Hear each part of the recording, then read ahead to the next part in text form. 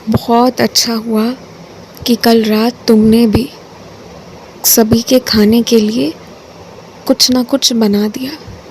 अब देखना, प्रत्येक दिन मैं कोई ना कोई एक छोटा सा काम तुमसे ज़रूर लूँगा, ताकि घर पे फिर कोई तुम्हें कुछ बोले नहीं। क्योंकि तुम शायद ध्यान नहीं देते हो, लेकिन अगर तुमने पूरे दिन कुछ भी नहीं किया, केवल अपना काम करते रहे और घर का कोई भी काम नहीं किया, फिर चाहे कितने भी लोग क्यों ना हो उसे काम को करने के लिए, लेकिन अगर तुम्हारा योगदान नहीं रहा तो उसके अगले दिन या 1-2 दिन में बहुत बड़ी बहस हो जाती है। इसीलिए रोज़ अब ये नियम बांध लो कि कोई ना कोई काम जो मैं तुम्हें मौका दूँ, तुम्हें तुरंत मेरा इशारा समझकर कर देना है। क्योंकि जब तुम श्रम करते हो ना, उससे सामने वाले का काम आसान हो जाता है और फिर तुम्हारे जीवन में शांति बनी हुई रहती है। तो थोड़ा श्रम तुम्हें अपने घर के लिए अब मैं करवाऊँगा। आर्थिक रूप से सहायता करने के लिए मैंने तुम्हें इसलिए रोक दिया है क्योंकि उसकी कोई आवश्यकता ही नहीं है। बेवजह तुम क्यों खर्च करोगे? जहाँ तुम्हारी जिम्मेदारी नहीं है, तुम्हारी जवाबदेही नहीं है, वहाँ तुम क्यों खर्च करोगे? तुम शांति से आराम से रहो और मैं देखूँगा, मैं प्रबंध करवाऊँगा। तुम्हें जब तक मैं अनुमति ना दे दूँ, तुम्हारी तनख्वाह का 1 पैसा भी तुम्हारे घर में खर्च नहीं होना चाहिए। और जब मैं कहूँ, जहाँ मैं कहूँ वहाँ ज़रूर खर्च करूँ।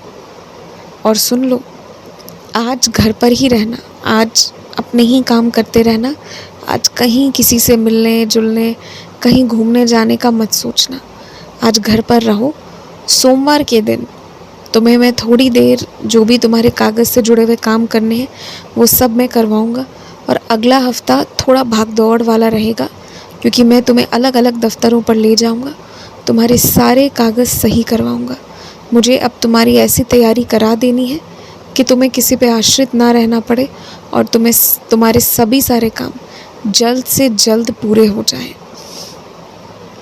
तो बस अगले हफ्ते थोड़ा कमर कस लो, थोड़ी मेहनत लगेगी पर अंत में तुम खुश हो जाओगे।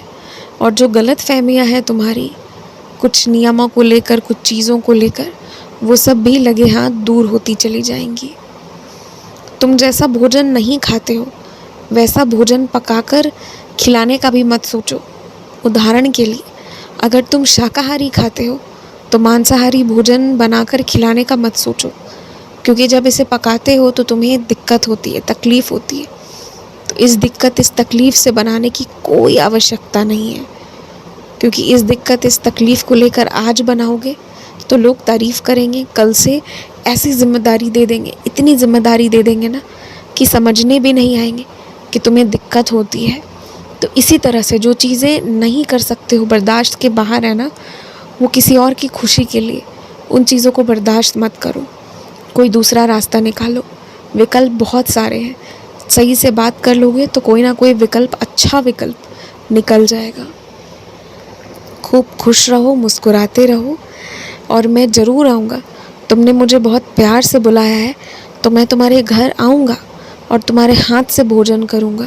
अगर विश्वास नहीं हो रहा है ना तो मेरी बात सुन लो, तुम्हारे हाथ से मैं भोजन करूँगा और मेरी बात याद आएगी तुम्हें जब तुम मुझे खिला दोगे उसके बाद।